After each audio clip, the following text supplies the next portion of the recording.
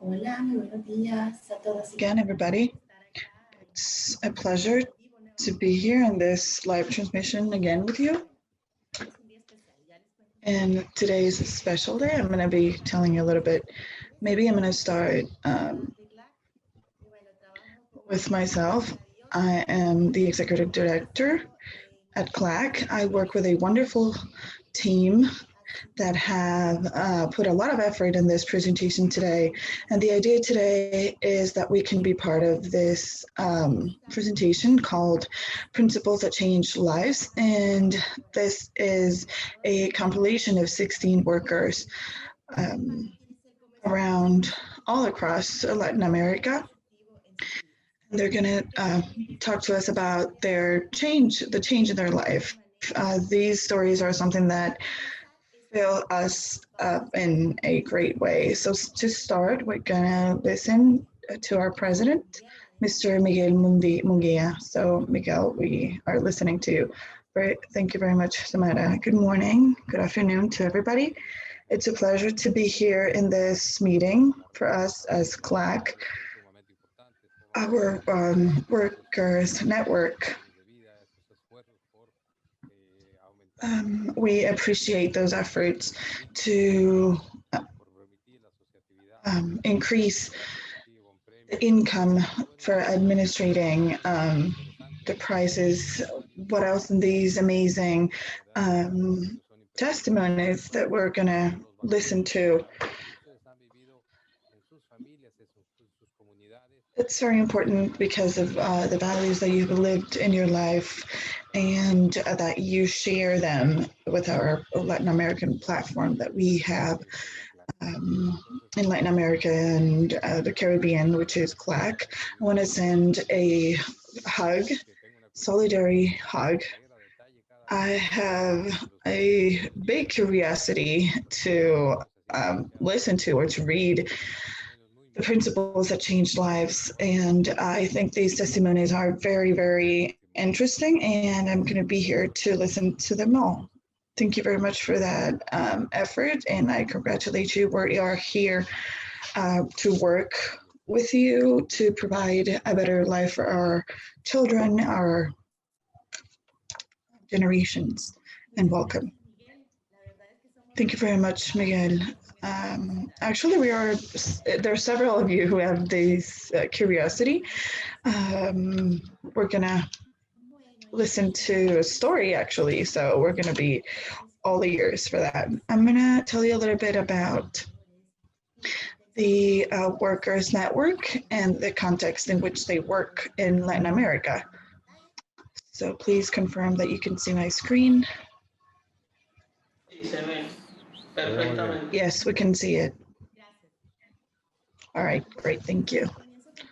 All right, well, I'm going to start telling you a little bit about the context of the workers of Fairtrade.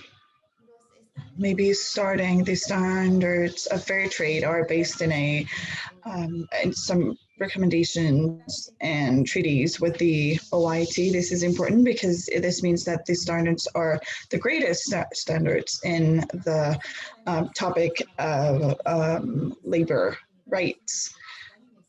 Also, the workers who are in this system, they also receive a support, and this support comes from different actors from the system. But the idea is for them to have a support for the workers' organization. They can also associate themselves internally with those companies they work with. There's also a support with to dialogue between workers and employers. Also, be a worker in fair trade. It allows them to have more dignifying wages.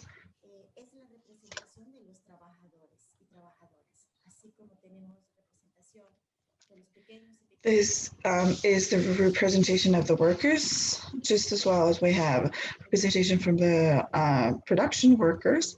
So when we talk about the brand of fair trade, that means that we also have a voice and a vote in that system. So to tell you a little bit about the composition across Latin America, right now we have more than 35,000 workers in certified organizations in 10 different countries in Latin America and the Caribbean. Currently, we have 167 organizations of contracted workers or labor. They produce majorly bananas, but we also have flowers, plants, herbs, vegetables, and we also have grapes for wine. The plantations that are certified represent an area of 35,000 acres. In 2019, the organizations obtained almost 12 million euros. And this is the money that has been invested in different elements. Since 2018, the workers project has been executed that was started by the government and the National Office of Fairtrade in Finland. This is something very good for us.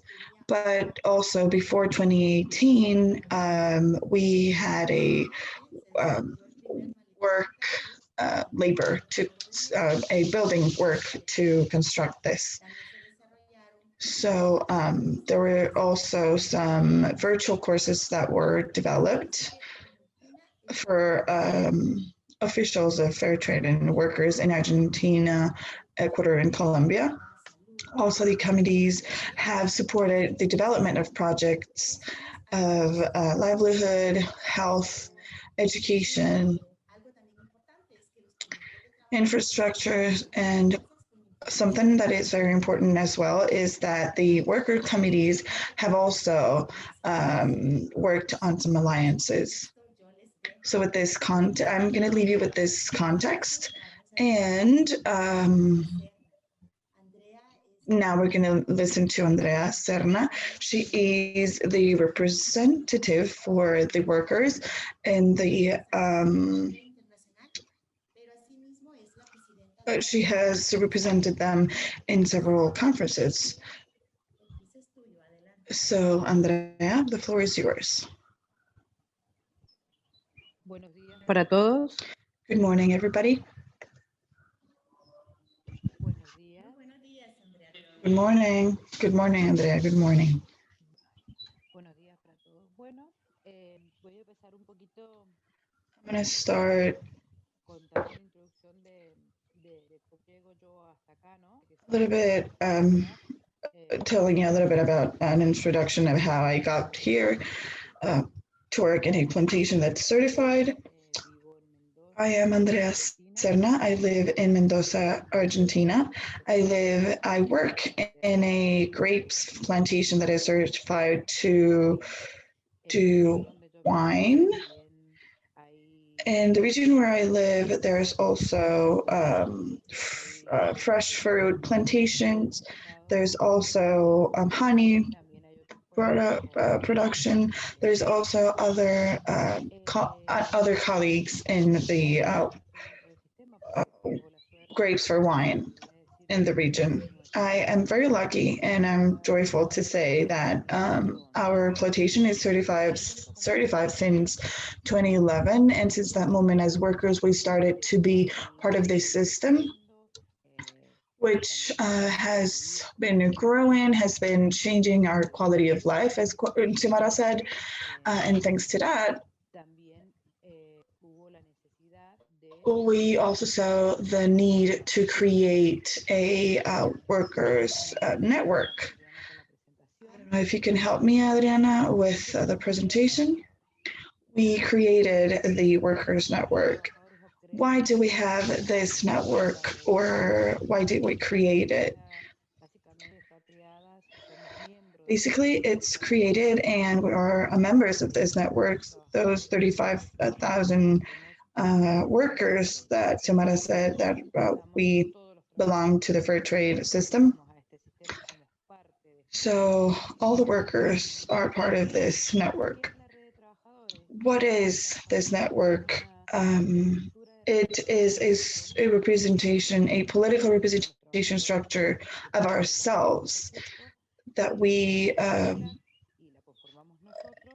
CLAC has created it and is formed by us so that we can be listened to within the Fairtrade system. When did we constitute this network? It was created in 2015 with the mission of achieving some empowerment, coordination, representation for all of these workers, and so that our voice could be a bit more heard every day within the fair trade system, and also to participate actively so that we can empower the plantations where we have where all of us, the workers, are working. As everything, this network has a structure, and what is the structure?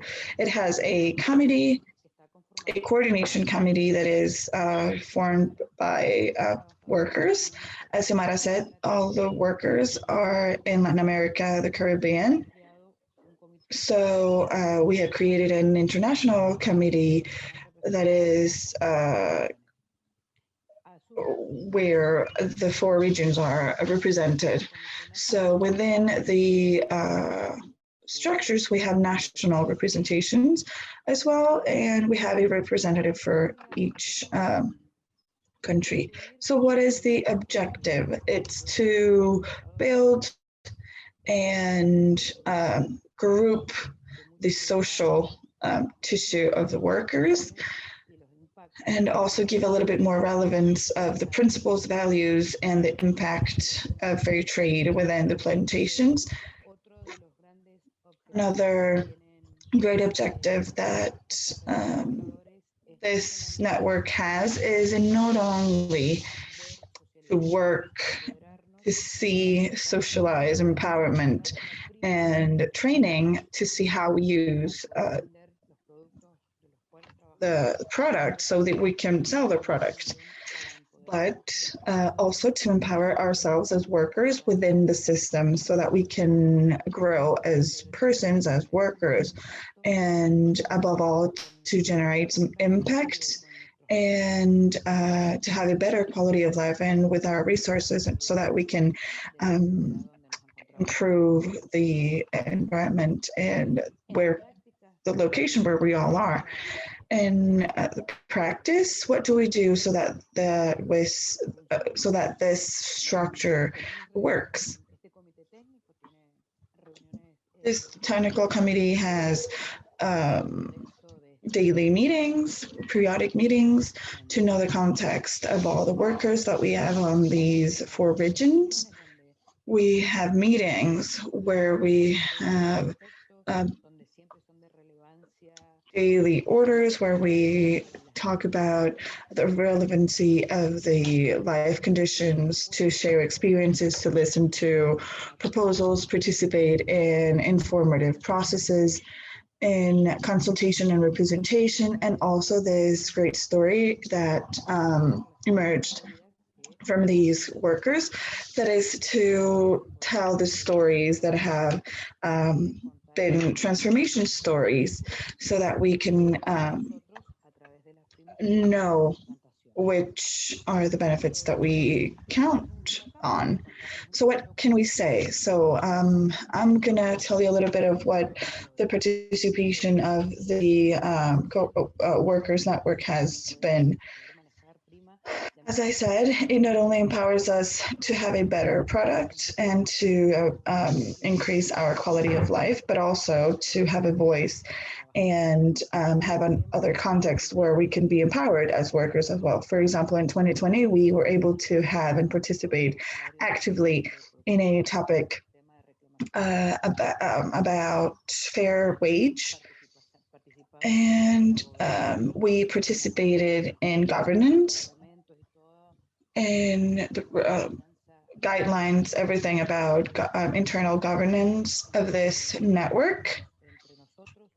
We created it among us. We participated actively. And we have been following up. We are in constant contact with CLAC's personnel. As Xiomara said, we have the workers have a place in the directory where we have a voice and a vote, where we can take our proposals, where we are listened to. We are in context, and we have the possibility that all of our workers can participate or be active with these funds that CLAC has available in these moments that we're living. Right now, we are training and looking for empowerment support for each one of the workers that we have within our plantations. We even have participated in a leadership school which in its first stages had a great learning where the objective was a conductive team, which is this committee, which were the first ones to work with this, with the workers, with the network. And they have also been working with a new group of workers who have shown interest in joining the network so that they can be part of the system. Also, we have many impacts at a quality level where we do not have, we haven't had this context of a pandemic.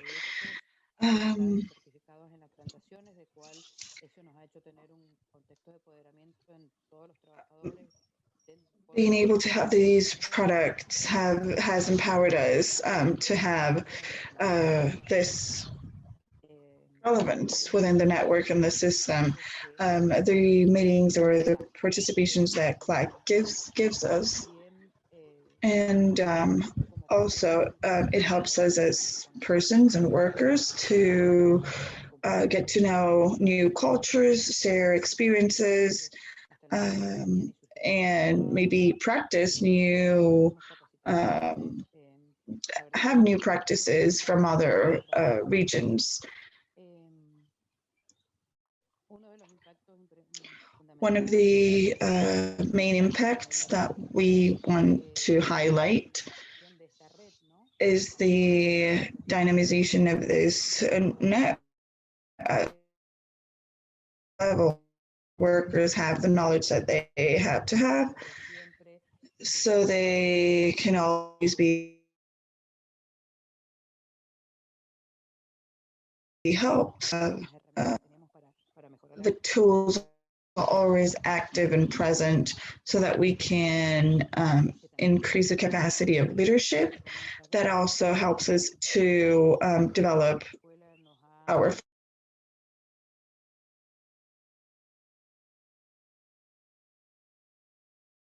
functions within the network. Also, the school has allowed us the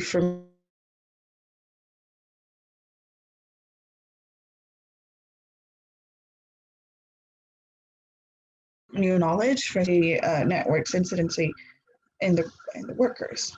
So within the system, we have gained participation space, empowerment as well. We have acquired attitudes so that we are not in the background and we can be active in the system, you know, knowing, as I said, knowing other contexts, other experiences. And the most important thing of all is to replicate them. And the ones that are being added and the ones that can be, can adapt or can, so that all of this can be for a greater growth. And the most important thing is to highlight that within this system, we not only look for empowerment to see how we work with Fairtrade, but also to know that we have the conditions, that we work with conditions to be better workers, to have what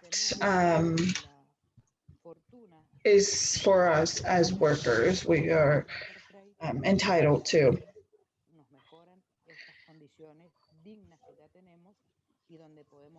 And with this,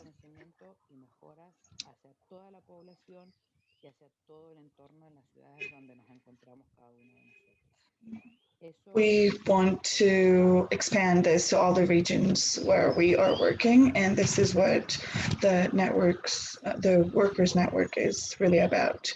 Great, thank you so much, Andrea.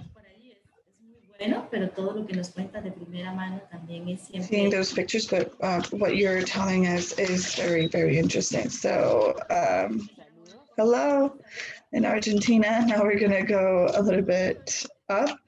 It's cold, isn't it? Yes, it's cold. Yes, we're about to finish autumn right now, and we're in the fall, and we're starting the cold.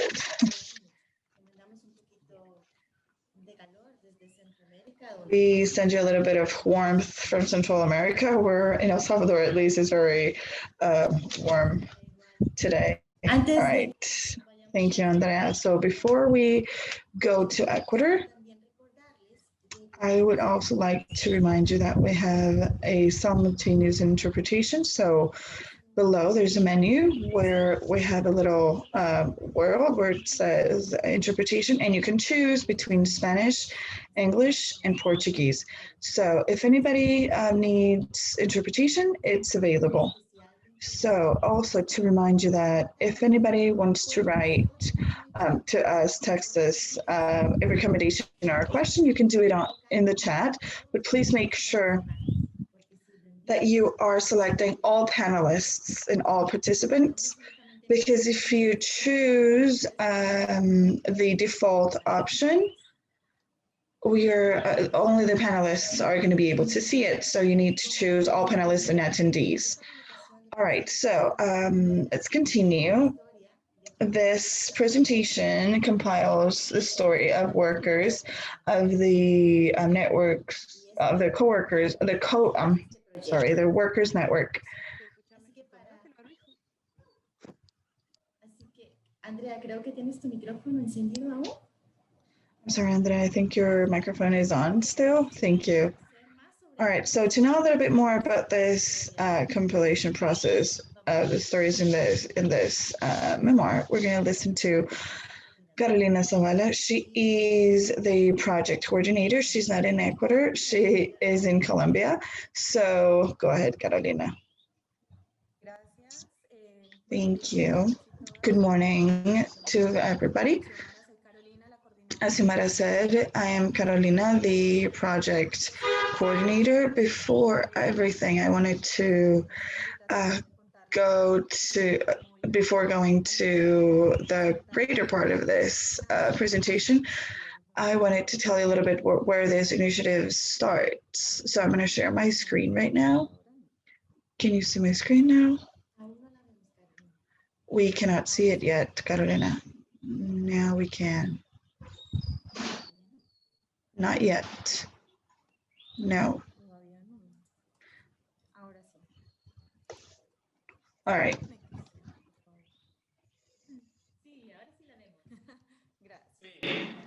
Bueno, muy bien. Please tell me you can see it now. Yes, we can see it. All right, thank you. So, I wanted to tell you that this project comes. All right, just a minute. This memoir starts with a project that we had also mentioned in our presentations,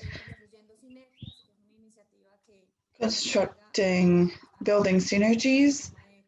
This is an initiative that, to CLAC, that looks to empower that network. Sumara told us that this was a very young network created in 2015. The project arrives in 2018 and 2021, and the duties were to increase the participation of the network, and a network that has workers, that it has right now 35,000 workers in several countries. So how to do this? First of all, dynamize the network, generate empowerment. with those representatives and leaders at a country level, so workers could be listened to, and so that we could have a little bit more knowledge from the workers, their environment and the other members of the system, so that we could know all of about that. So that moment we imagined that this could be done through 3 strategies. I'm going to talk to you about 2 of them. The first one is a strategy that covers the strengthening of capacities. The strengthening was thought of initially in a context without a pandemic. So you could think that we were organizing ourselves in groups to work in each country, but we had this major challenge. So not only the continental spread of the leaders that were within the governance of the network, but also with limited time. Not only diversity of time zones of each country in the continent, but also that we had to have their time in these learning process changes. We had to process the management, and we also had another challenge that was technology, not only guarantee access, but digital abilities. We also had to have interconsideration and connectivity. So these were the challenges that we identified, and the greatest challenge, of course, the pandemic. But we identified that we were able to create leadership and that we could have a network through virtual schools. So this wasn't for you to read something, answer some questions, and that's it. We wanted it to be a little bit more interactive so that we could have a link with the workers, and the network was established with a relationship with the workers. And then we have this school emerging. The virtual school for leadership acts with some important characteristics. It allowed us to train some leadership skills for all of these leaders across 8 countries. These workers would go in on their free time. The strategy was micro-learning. They access the content, they develop their activities, they interact between them, and then we strengthen those capacities and abilities. We also had an exchange of experience and knowledge among the workers in the region, also to learn leadership in fair trade and labor. We have 43 graduated workers, and right now we have 55 workers that are linked to the school, from which Andrea already talked to you about.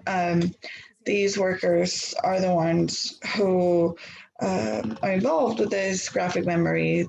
They wanted to tell this story. The other strategy that the project used was that we had to communicate and generate knowledge, or have a name among the workers network.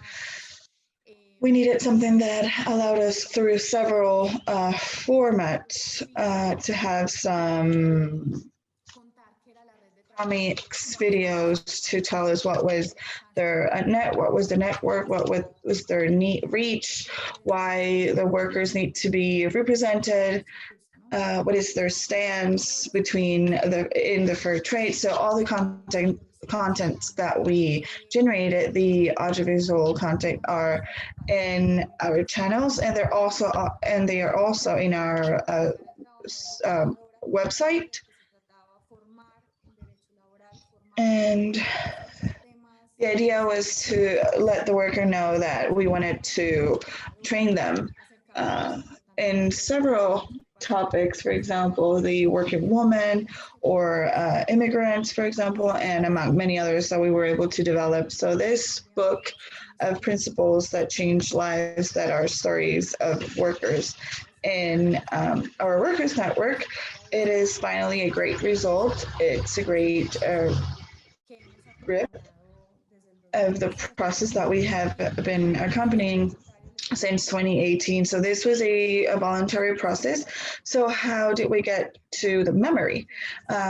This was a voluntary participation where we sent a communique, and so that the workers wanted to tell the story about what was the impact that not only Fairtrade had through the raw material, but also the characteristics of that labor or work context. So we had a great acceptance of the workers that wanted to tell the story. These are workers that are part of the technical committee who are represented in across the whole region. They are also involved in international committees. For example, where we do not have delegates and they have a participation, for example, we're going to find stories from Argentina, from Colombia, from Ecuador, Dominican Republic, Mexico. All of those workers are linked because they understood that the way to tell or the way to learn or to transmit what we want to say through the stories, it's the way in which us humans learn. So we wanted to generate this through their stories or anecdotes. So through those stories that they voluntarily shared with us, we created a few stories inspired in the values of fair trade. We're also going to be identifying, for example, if I can identify one of the stories, for example, my colleague, my coworker, they can identify with other stories. So all the stories are being interwebbed, and this is exactly what we wanted to recognize, that it's the value that they have. First, the story. Second, the life experience, the impact that it had on free trade. But above all, the most important thing to humans is that we are social beings. So even if I'm in Argentina, Brazil, Dominican Republic, there's people that have my same reality. They have had the same fights, and in some way, we all coincide in that we get a click among all of us. So we're going to listen to 5 stories based on fair trade values and a story, in a general story. This is the book.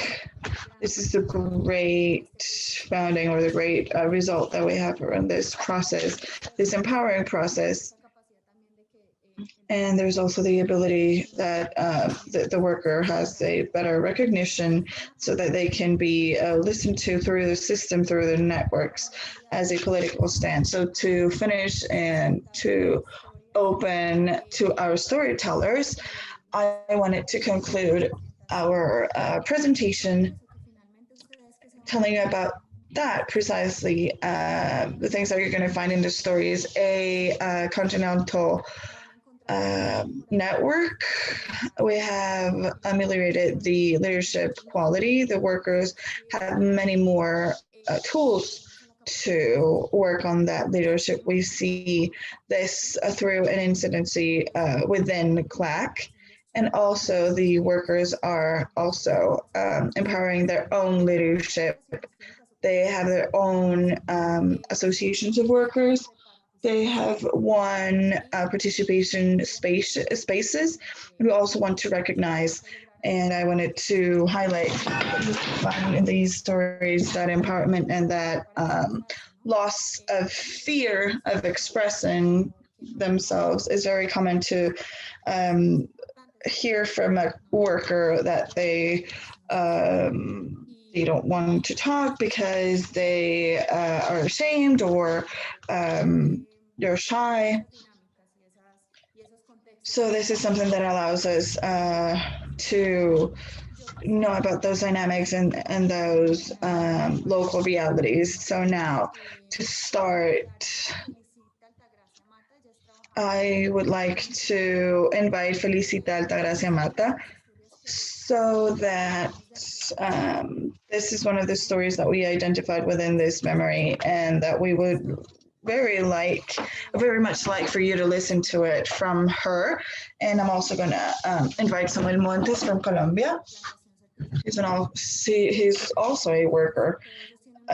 Is a worker in a plantation of bananas. They all had very beautiful stories, and so that they can tell us what motivated them to tell this story. So I'm going to close with this, and now we go with our colleagues. Thank you very much, Carolina. This process has been very interesting. So what we came here for, to listen to the stories and testimonies. Felicita, I don't know if you're ready now. Bueno, como decía Carolina, buenos días, sí, estamos listas. Perfecto, muy bien. Yes, yes, I'm ready. Perfect, thank you. Felicita works in Dominican Republic in Dominican Bananas. So welcome. Good morning, my name is Felicita Altagracia. I am from Dominican Republic. I work in Guidom S.A. Within the company, I was president of the raw material and of the workers. I am also involved in the network in Dominican Republic.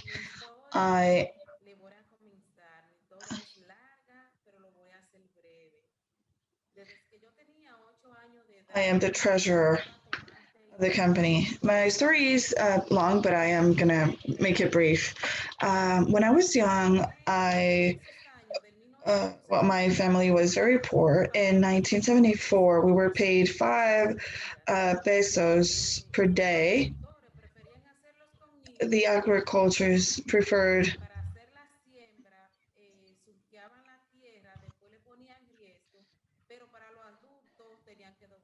would work the earth, but the adults, they would have to bend over too much. So they preferred to have children work on the field because it was easier for them. So we found that 5 or 6 pesos was a lot of money. We were a very large family of 13 children. My father, he was a woodworker, but he got sick when we were very young, and that's when we started to work so we could have a better future. My mother, she would come with us to pick tomatoes, to do a tobacco day, or some days we would go to charcoal. For example, we would cut wood, and for example, we would do little wooden houses, and then we would ignite it in 2 days or 1 day. When it stopped smoking, we would cover it and then we would flip it so that the charcoal could subside, and then we would go to sell it. But do you know how much they paid for the load of charcoal? 3 cents. We were a very, very poor family, but my mother, she taught us how to work, to have, to earn our keep or to earn our money in a honest way. When I was a bit bigger, we were 8 kids with my mom. That was not easy. We started working and we were able to see a little future, but in spite of all, we were able to study. I was able to go up until 8th grade. So before I was an adult, my mother, from that little money that we would earn, thank God, when I was 15 years old, I remember, as if it was yesterday, my mother was able to buy me my first dress. But we were very, very proud of my mother. She was a very a hardworking lady. Through the resources that we would earn, she would save some money so that she could buy us a dress and some shoes for our 15th birthday. But in spite of that, we were very proud of my mother and of my father, even though my father got sick very early in his life. But we lived a dignified life. It taught us to work to be able to have a better life. Thank you. Thank you very much, Felicita. And now, can you tell us a little bit about how has your life changed from that childhood? Well, you had a very admirable mother. She taught you that work. How has your life changed? What's different now? My life is very different today because thanks to moving here with my sister, I came to work in a field. The field was certified. My life changed because it changed in a 90% or 100% because even though I had to work, my children could study. I have a daughter who graduated from university. I have a son who graduated from school now, and I also have a granddaughter that is now graduated from school as well. So thank you to CLAC and Fairtrade. Por compartirnos esa historia. Deseamos All right, thank you so much, Felicita, for sharing that story. We wish you the best.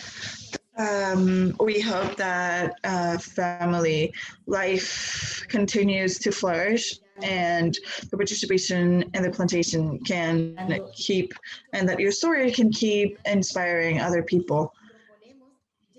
Because in the end, we get to where we set ourselves to get. So next, thank you very much. Now we're going to listen to Samuel. Thank you, Felicita. Samuel Montes Torregosa. He works in the Mallorca Corporation in Colombia. And Samuel also has a beautiful story that's part of this presentation, and we would like to listen to it now. So go ahead, Samuel. Good morning to everybody. Can you hear me? Yes, we can hear you. Great. Thank you for the invitation.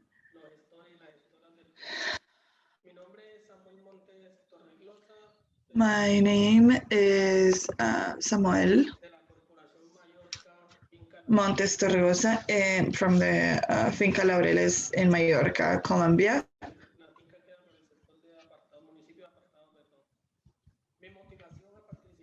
My motivation to participate was to leave a story for many people to read, and that this could be motivation for them to continue working for their dreams, that age or circumstances are not a motivation for somebody to stay still, but for someone to keep working and move forward. I was part of the committee. I was 2 years a treasurer and then 2 years as a legal representative, where I obtained a lot of knowledge, where I worked with a lot of people. I was in training with Xiomara and Fernando.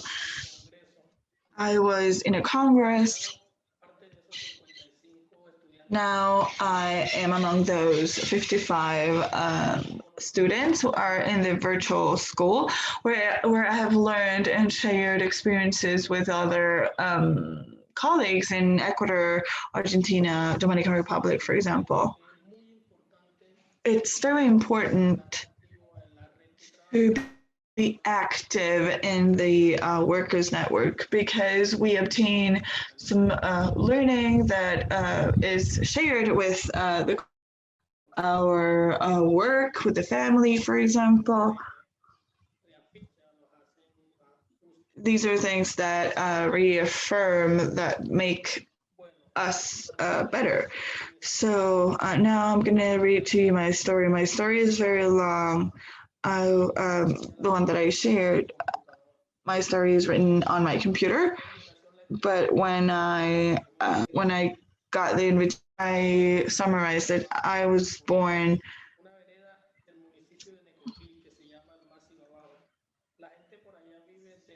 in El Macinao in Colombia. They live from livestock, very country people. My father, he still works in the country. My mother, unfortunately, passed away. We grew up free.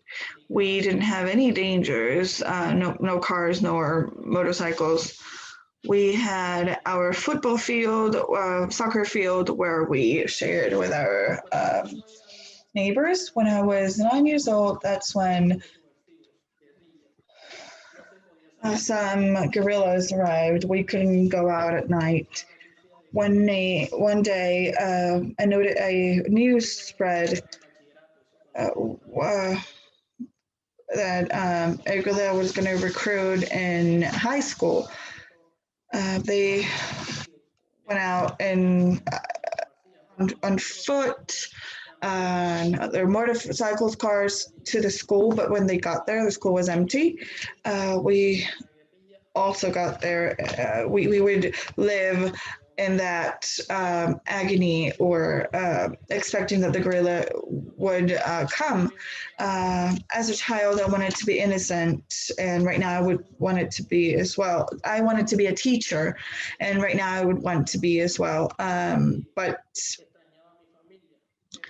I would miss my family when I studied, but I wanted to do it because I wanted to be a teacher. I would work on the weekends in an ice cream store or cleaning things. I would go to the field to work on the weekends as well. At 22 years old, I came to the Apartado Domicile.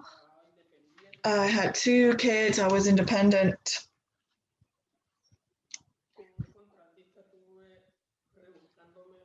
With a contractor, I would work for more than 2 years.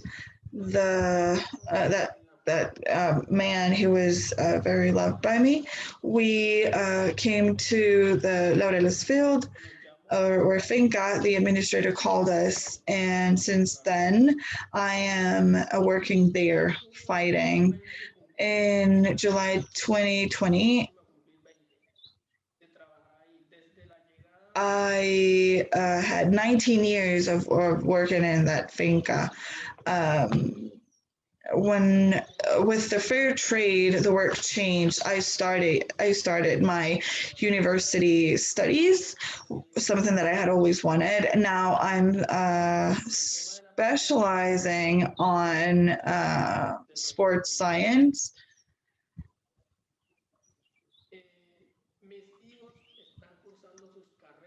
My children are studying in the university, and he is going to finish it this year, and the other one she's going to finish next year.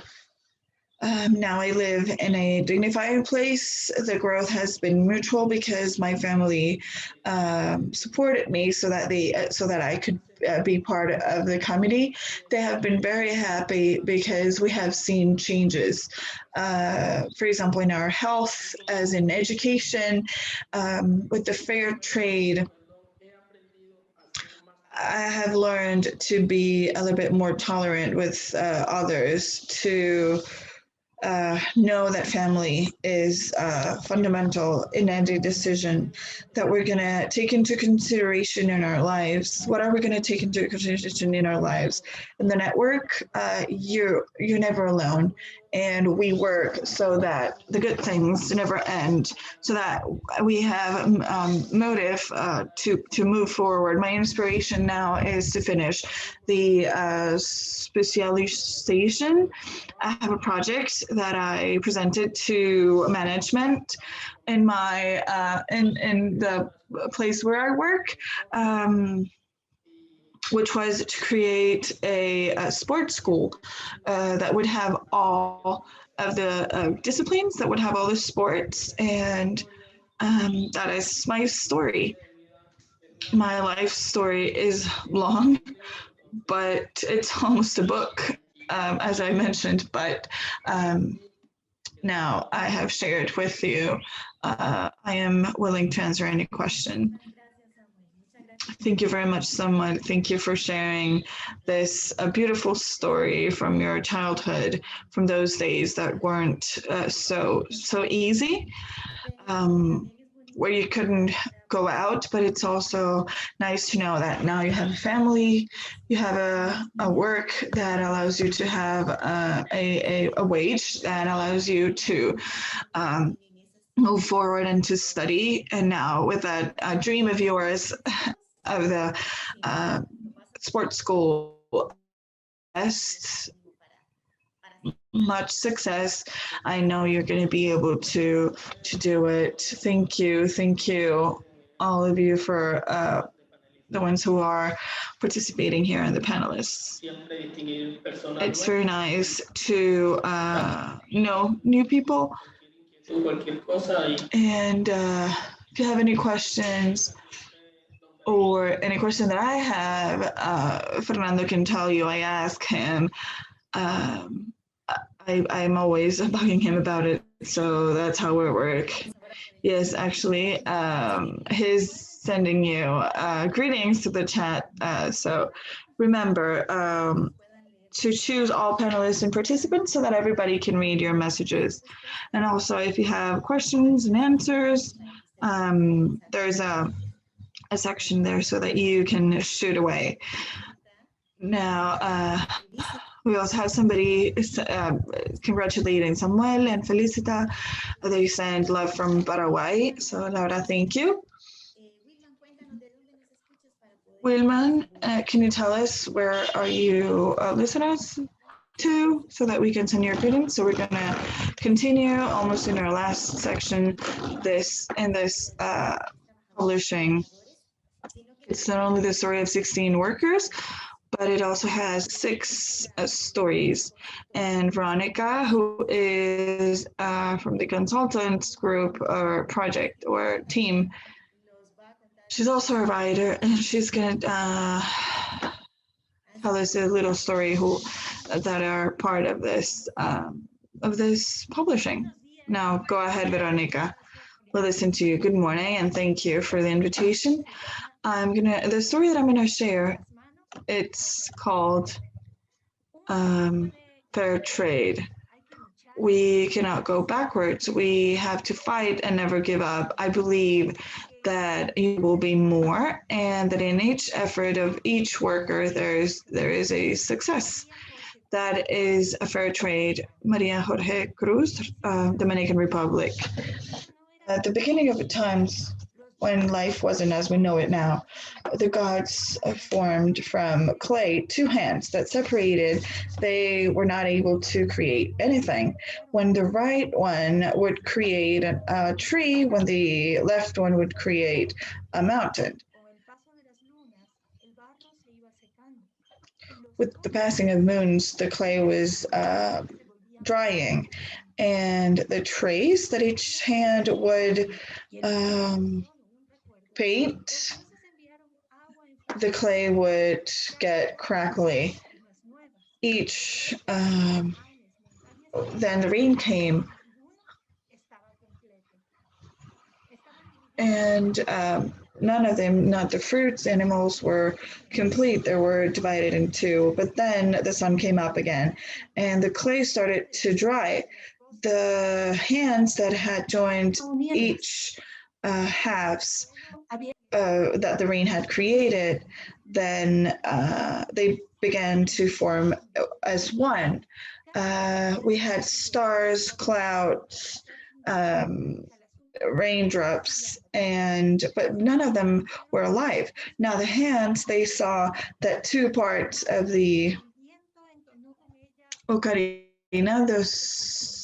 the wind, created a sound that expanded throughout the world. The drops would find a way in the sky, and that is how the world was populated by sounds and colors. Thank you, everybody, so that for listening to this presentation. Thank you for allowing us to know your presentations. And for us, this was really a very beautiful experience, not only to know the experiences of the workers in Latin America, in the Caribbean, but also to create stories that can materialize the values that maybe seemed so abstract. And this publication precisely contains these stories and testimonies that materialize that experience and that work.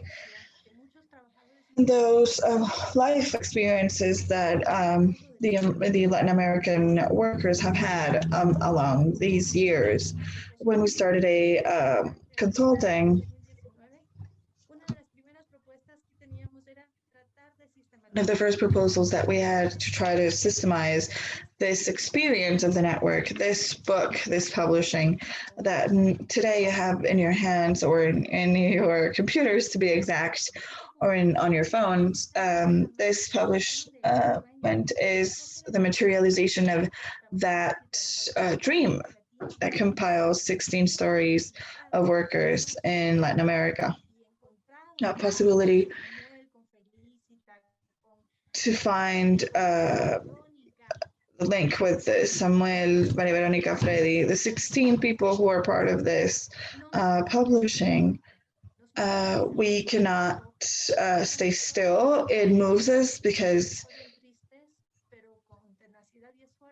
it comes to us. With effort, this was transformed. That dream of having your own house, to have education, to have a career, to have better work conditions, the dream of having a future is materialized through Fairtrade, and this is not a rhetorical sentence. In reality, you can know and live those realities through these 16 life stories. I invite you to read and sensitize yourselves by reading them as we did. I hope you have a great day. Thank you very much, Veronica. Really, the idea today is also, it's just to wake your curiosity so that you would want to read them. As we said in the chat, these are stories that bring us closer to your life. Our lives at the end are not so different. We all have challenges, but we also have opportunities to be better, and we need to take them.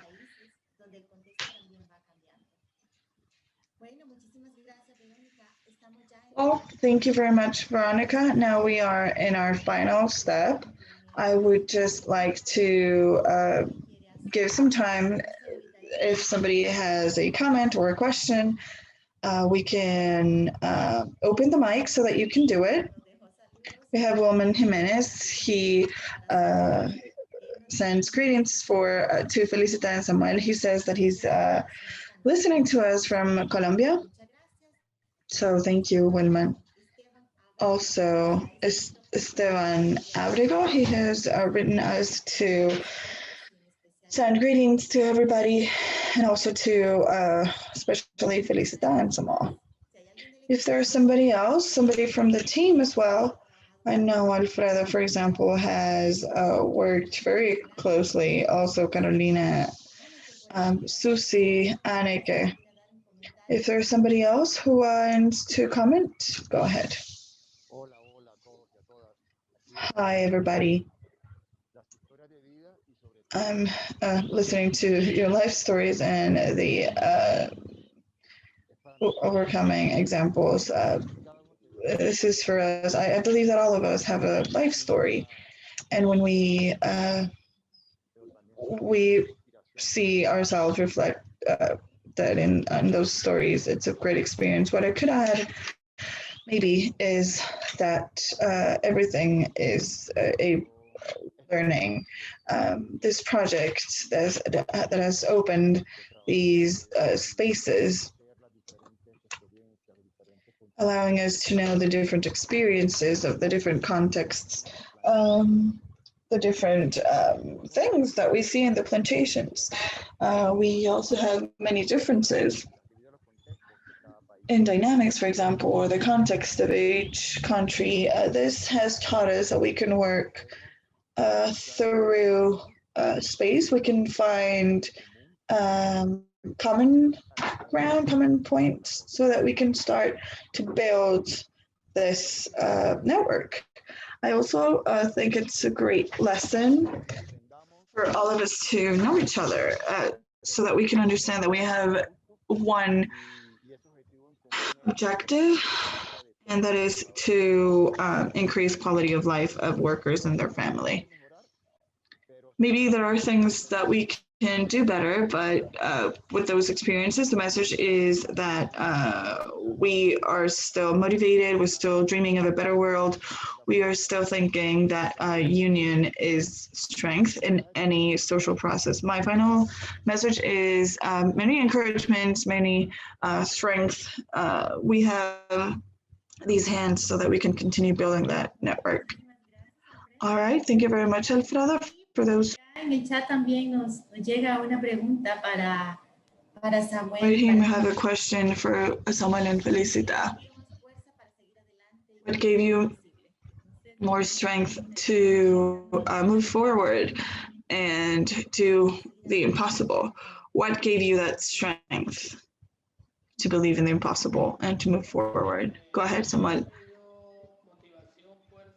My motivation and my strength came from the social ambiance that we live right now, seeing that my children were little. I didn't want them to choose different paths. When my son was 9 years old, I had to work for them. There was nobody to look after them. So my motivation to move forward was so that my kids could see the example and they could follow it. And that was so potent. I thank the corporations and Fairtrade and the company so that for bringing this commerce and God above all for giving me life to keep going. Thank you very much, Samuel.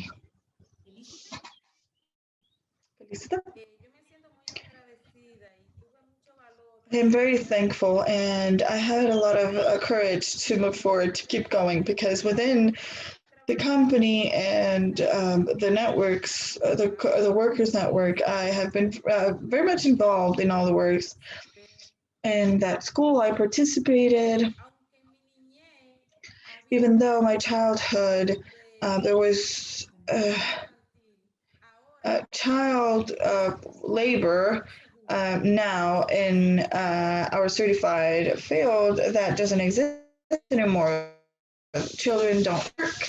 They have full freedom to study. For us, the parents, continue to educate them and push them, because thanks to Fairtrade and the Workers Network, I am very thankful because I can express myself freely to tell my life story without any concern.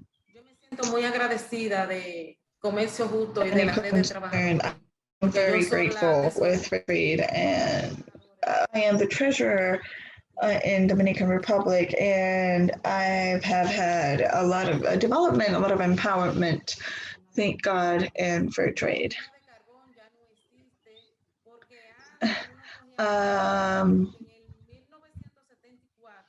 The charcoal burning doesn't exist anymore.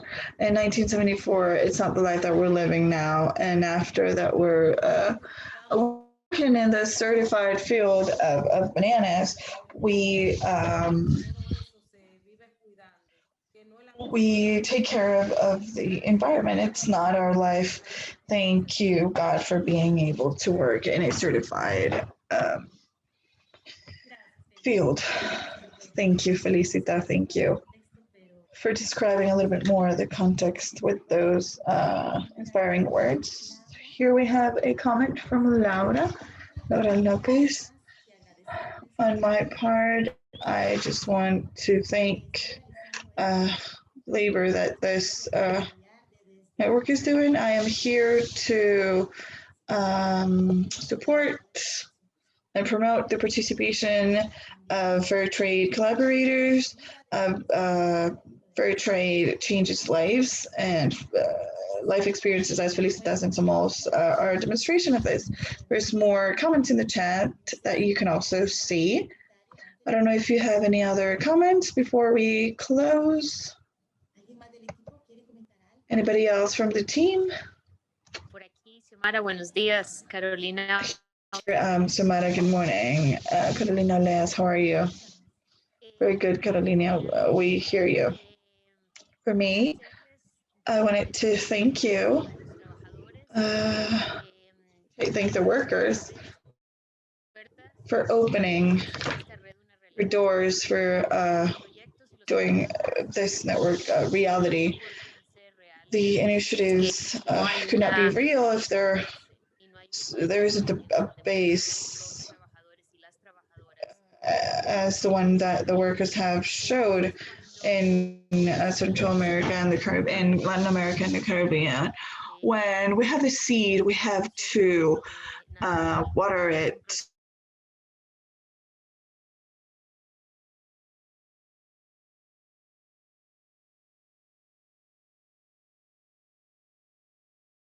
That they have that strength and resilience, and in a natural way. This means the processes that accompany this that are worth it. In this way, CLAC, the project of building synergies, the project in Finland,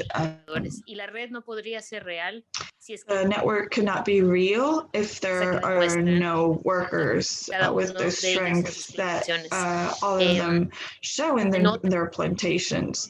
We can see the synergy, we can see the effort, but as I mentioned, that wouldn't be real if there wasn't the seed. So that is something we keep working on. We strengthen.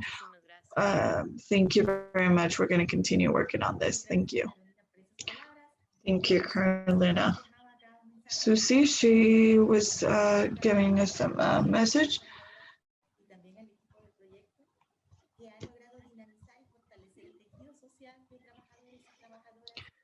Congratulations to the network that have been able to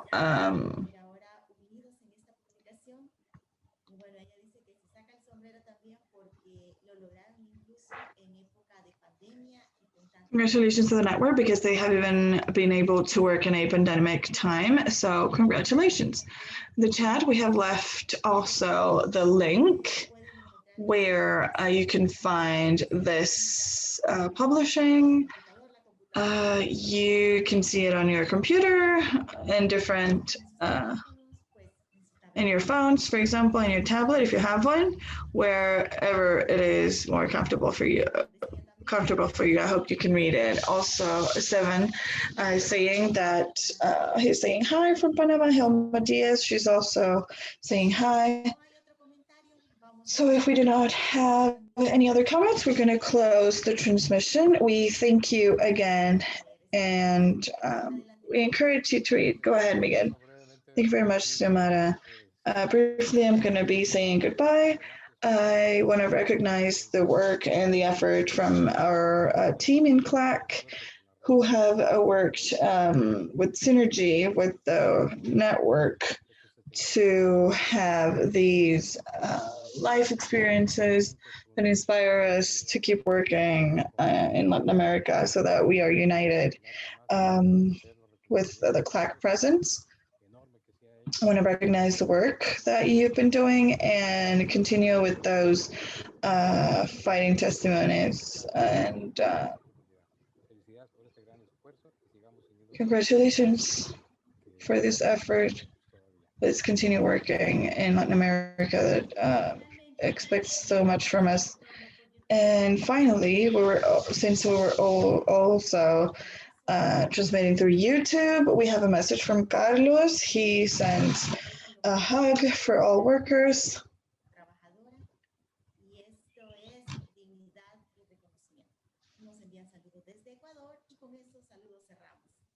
They're sending us greetings from Ecuador, and we're going to finish with this. I hope you have a great day, and thank you very much, especially with workers who have shared their stories and also their team from Finland, CLAC in Finland, for this great labor. Thank you. Thank you. Good afternoon, good day. Goodbye.